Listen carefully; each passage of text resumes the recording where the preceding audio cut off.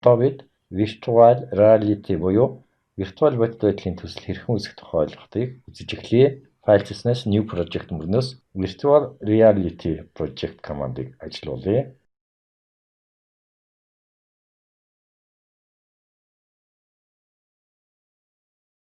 За ингээ харахад энд хоосон blank slide үүснэ харагдаж байна.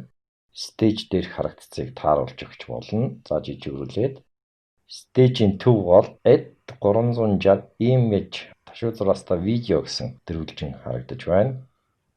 Дээр нь товшоход програмын галерей хавцдах 360 BG Assets гэсэн дэд хавцдах жишээ файлууд энд харагдаж байна. За JPEG өргөтгөлтэй файлууд байна. Жишээ болгож Living Room JPEG гэсэн файлыг сонгоё. За нэг өрөөний зураг ороод ирсэн харагдаж байна.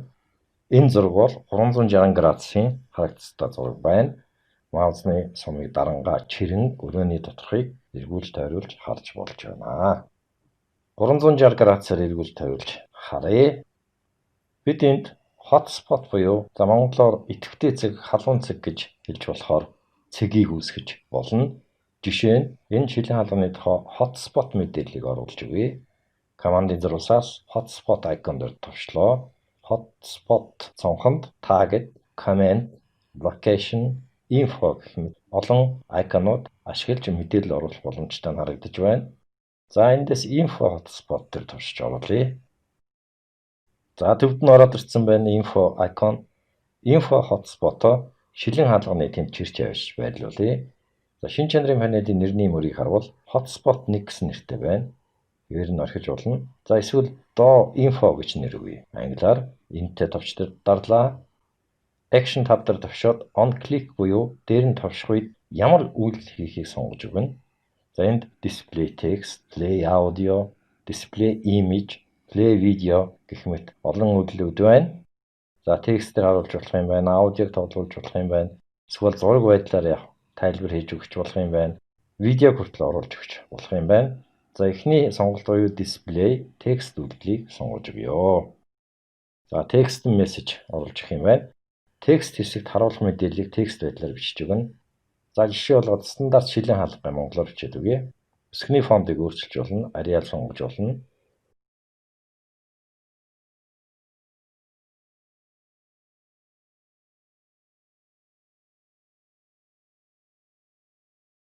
Info icon дээр товшоход тайлбар текст pop-up байдлаар гарч ирнэ. Одоо preview хийж үзье. Preview хийснээс live preview on device гэсэн мөрийг сонгоё.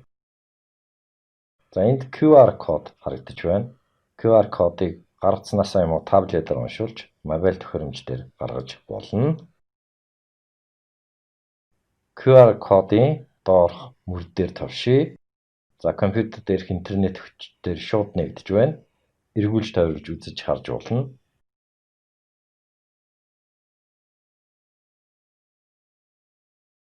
Hotspot дээгүүр маусны сумыг өнхрүүлэхэд гэрэлтэж байна. За үүн дээр дар гэсэн үг. Дээр нь товчлоо. Мэдээлэл гарч ирж байна.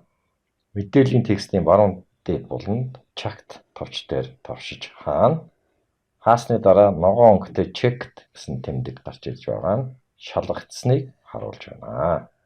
За ийм байдлаар бид энэсгээр virtual reality буюу бодит байдал үүсгэх ойлголтыг үзэж дууслаа.